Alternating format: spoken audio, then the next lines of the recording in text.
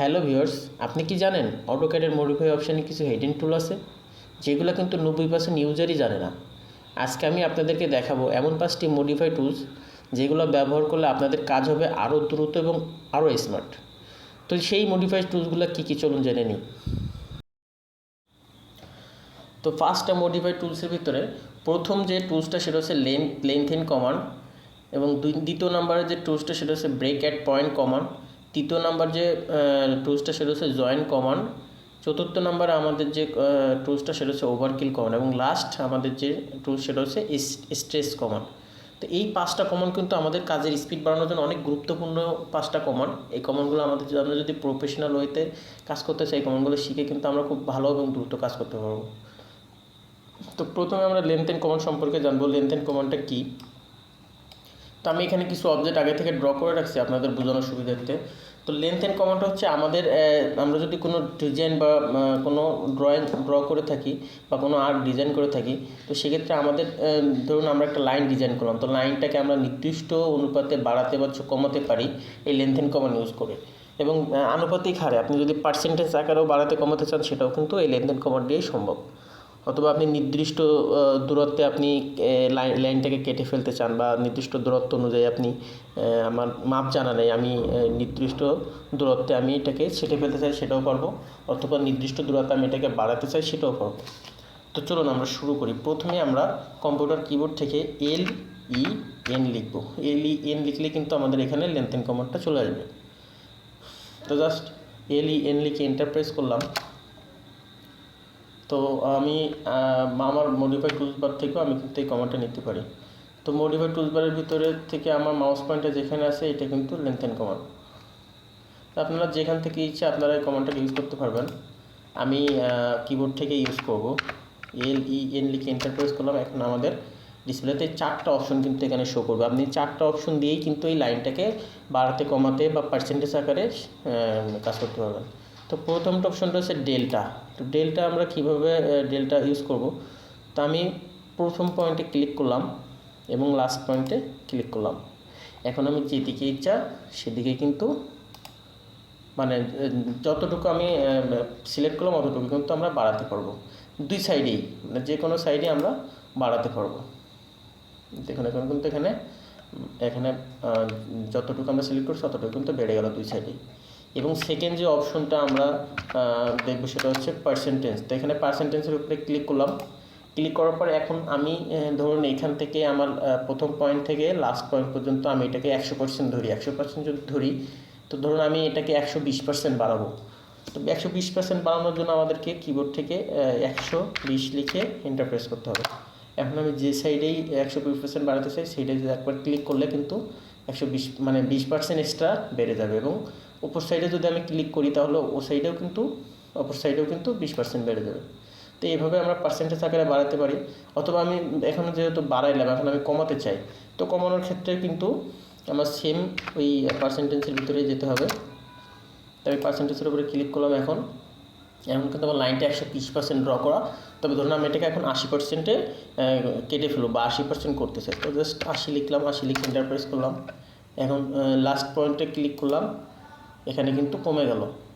আবার অপর সাইডে ক্লিক করলাম, কমে গেল। এখানে কিন্তু আপনার 120% থেকে 80% হয়েছে, বাকিটা কিন্তু কমে গেছে। তো তৃতীয় যে অপশনটা সেটা হচ্ছে টোটাল। তো সেম আমি লেন্থেন কমান্ডের ভিতরে যাব। এখন আমি টোটালের উপরে জাস্ট ক্লিক করব। টোটালটা কী কমান্ড? টোটালটা হচ্ছে আমি যদি ধরুন আমি আমার পুরা লাইনটার থেকে আমার জানা নেই যে আমি কতটুকু বাদ দিব, বা আমার ড্রয়িং অনুযায়ী আমার লাইনটা লাগতেছে না, সেক্ষেত্রে আমি জাস্ট প্রথম পয়েন্টে ক্লিক করলাম এবং আমি ধরুন এতটুকু লাইন রাখতে চাই, বা অর্ধেক লাইন আমি রাখতে চাই, বাকিটা মুছে ফেলতে চাই। তো আমি মিডিল বরাবর সিলেক্ট করলাম।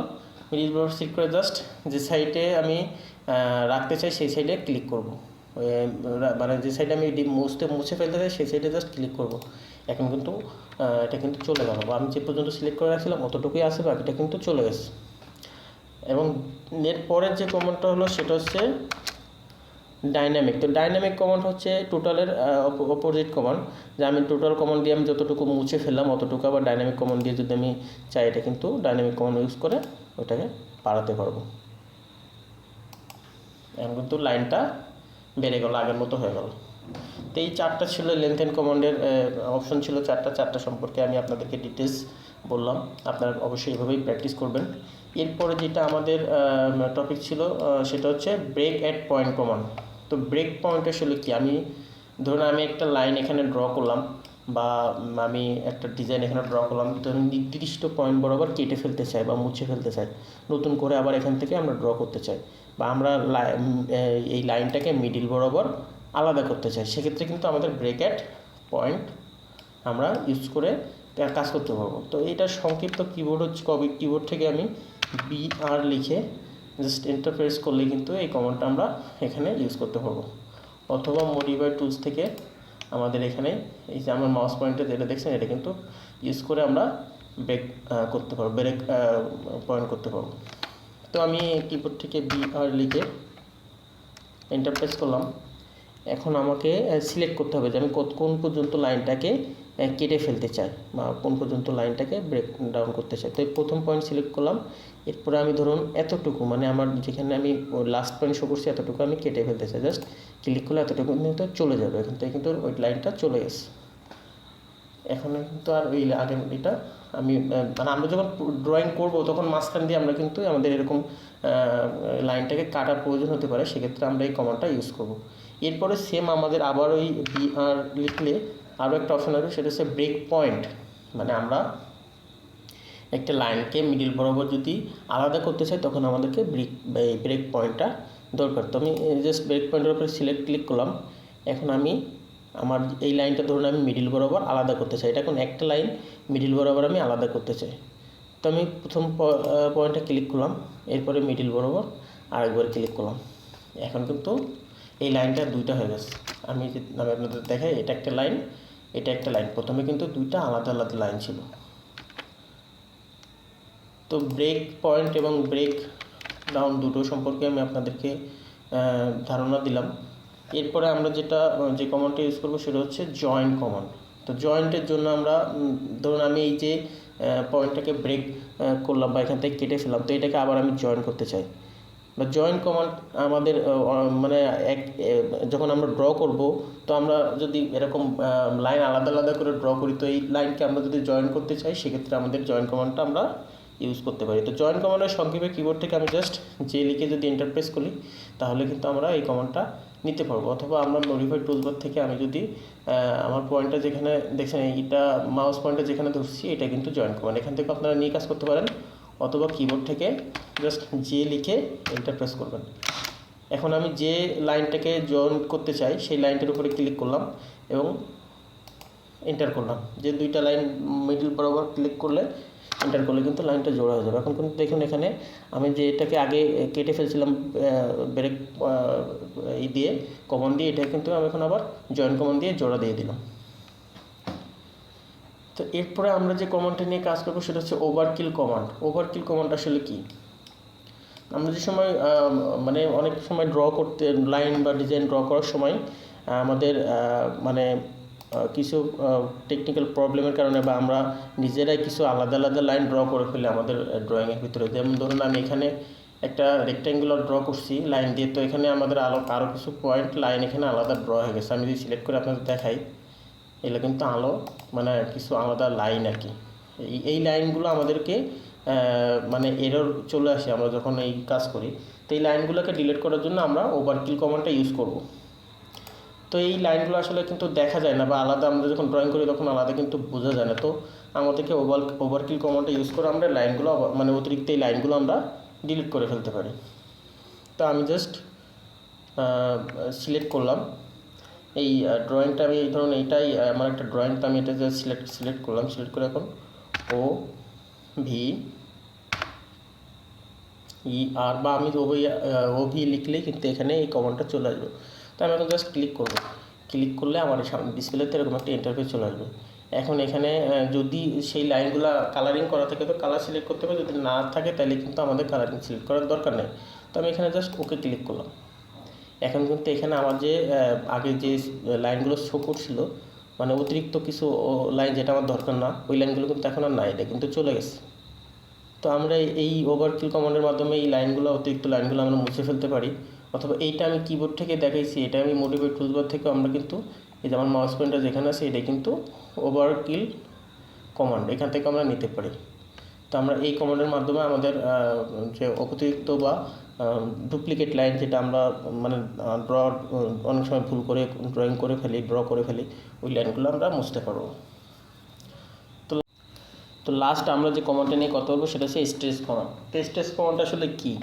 স্ট্রেস কমান্ড হচ্ছে আমরা নির্দিষ্ট কোনো কর্নারকে চাইলে টেনে বড় এবং ছোট করতে পারি, এবং কোনো আমরা যখন কোনো অবজেক্ট ড্র করি তো আমাদের কিছু কিছু পয়েন্ট থাকে যেটা আমরা আসলে মুভ কমান্ডের মাধ্যমে সহজে সরাতে বা মুভ করতে পারি না, সেটা কিন্তু স্ট্রেস কমান্ডের মাধ্যমে আমরা কিন্তু মুভ করতে পারি। অথবা আমাদের ড্রয়িং করার পরে যে কোনো এক সাইড বা কর্নার আমরাকে টেনে বড় ছোট করার ক্ষেত্রে কিন্তু এই কমান্ডটা অনেক গুরুত্বপূর্ণ আমাদের কাজের ক্ষেত্রে। তো আমরা অনেক সময় এটাকে অ্যাভয়েড করি। তো চলুন এই কমান্ড সম্পর্কে আগে একটু জেনে নিই, বা কমান্ডটা আমরা কাজ করে দেখি প্র্যাকটিক্যালি।